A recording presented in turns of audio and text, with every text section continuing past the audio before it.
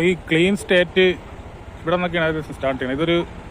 ഇത് നമ്മൾ Trivandrum south board ഏരിയയാണ്, ചെങ്കൽ ചൂള.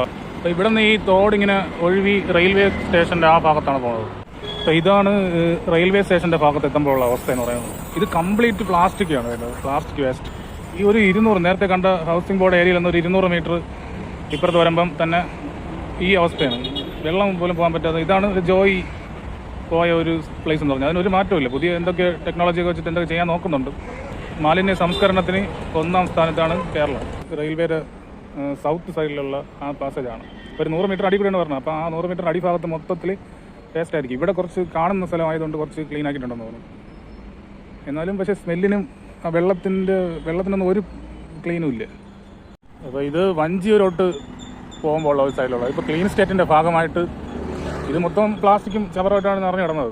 പക്ഷേ ഇപ്പം ക്ലീൻ സ്റ്റേറ്റിൻ്റെ ഭാഗമായിട്ട് തൽക്കാലത്തേക്ക് ഈ ഒരു ഏരിയ കുറച്ച് ദൂരം മാറ്റിയിട്ടുണ്ട്. ഈ ക്ലീൻ സ്റ്റേറ്റിൻ്റെ ഭാഗമായിട്ട് പുതിയ ടെക്നോളജിയാണ്. ഇങ്ങനെ ഒരു സാധനം കെട്ടി നിർത്തിയിട്ട് അവിടെ വന്നിങ്ങനെ പ്ലാസ്റ്റിക് വേസ്റ്റ് അടിയുമ്പം അവിടെ നിന്ന് കോരി മാറ്റി ക്ലീൻ ചെയ്യുന്ന പരിപാടി ആണിത്. വഞ്ചിയൂരോട്ട് എത്തുമ്പോഴുള്ള അവസ്ഥ. അപ്പോൾ ആ ടെക്നോളജി കഴിഞ്ഞിട്ട് കുറച്ചുകൂടെ ഒരു 150 മീറ്റർ മുന്നിലോട്ട് വരുമ്പോഴുള്ള വഞ്ചിയൂർ കോടതിയുടെ ഒരു ഭാഗത്തുള്ള അവസ്ഥയാണിത്. വഞ്ചിയൂർ കോടതിയുടെ ഓപ്പോസിറ്റുള്ള അവസ്ഥയാണ് ഈ കാണുന്ന ഒരു സംഭവം എന്ന് പറയുന്നത്. ഇതാണ് ക്ലീൻ സ്റ്റേറ്റ്.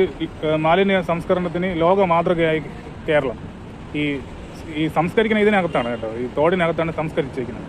ഗൗരീശപട്ടം, കണ്ണമൂല.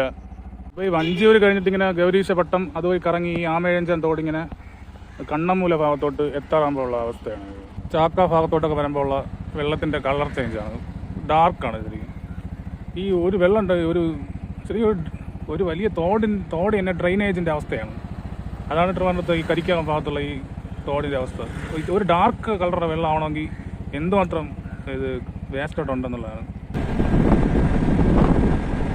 എയർപോർട്ടിൻ്റെ സൈഡിലോട്ട് വരുമ്പം ഉള്ള സിറ്റുവേഷനാണത്. ഈ ക്ലീനിങ് എന്ന് പറഞ്ഞാൽ ഇവർ ചെയ്യുന്ന പരിപാടി എന്ന് പറഞ്ഞാൽ ഇതിൽ നിന്ന് വേസ്റ്റ് കോരിയിട്ട് സൈഡിലോട്ട് എടുത്ത് വയ്ക്കും. എല്ലാ സൈഡിലും നോക്കിയാൽ മനസ്സിലാവും. ഈ സൈഡിൽ കോരി വെച്ചിട്ട് അടുത്ത എന്തെങ്കിലും മഴയൊക്കെ പെയ്യുമ്പോഴത്തേക്ക് ഇതിൽ വീണ്ടും ഇതിനകത്തോട്ട് തന്നെ ഈ വേസ്റ്റ് എല്ലാം വന്ന് ഇറങ്ങും. SP മെഡി ഫോർട്ട്, അനന്തപുരി ഹോസ്പിറ്റൽ, അതിൻ്റെയൊക്കെ ബാക്ക് സൈഡാണിത്. അതിൻ്റെ നേരെ ബാക്ക് സൈഡ് വശത്താണ് ഇതും. ഇവിടെയും ഇതേ പരിപാടി തന്നെയാണ്. ഇതിൽ നിന്ന് വേസ്റ്റ് എല്ലാം കോരി സൈഡിലോട്ട് കോരിയെല്ലാം വെച്ചിട്ടുണ്ട് ക്ലീൻ സ്റ്റേറ്റിൻ്റെ ഭാഗമായിട്ട്. എന്നിട്ട് ഇതെല്ലാം തിരിച്ച് ഇതിനകത്തോട്ട് തന്നെ വന്ന് പിന്നെയും വീഴും. എന്നിട്ട് പിന്നെയും ഇത് തന്നെ ചെയ്യും, ആൾക്കാരെ ബോധിപ്പിക്കുക. ഇതാണ് പരിപാടി. ഈഞ്ചക്കൽ വള്ളക്കടവ് ഭാഗത്തോട്ടെത്തുമ്പം അതേ സിറ്റുവേഷൻ തന്നെയാണ്. സൈഡിൽ കോരി വെച്ചിട്ടുണ്ട്. വള്ളക്കടവ് ഭാഗത്തോട്ടൊക്കെ എത്തുമ്പം ഈ ഒരു സിറ്റുവേഷനാണ്. ഇങ്ങനെ സ്റ്റക്കായിട്ട് നിൽക്കുന്ന ഒരവസ്ഥ. കാരണം എല്ലാം വന്ന് ജോയിൻ്റ് ആണ് ഒരു ഏരിയ.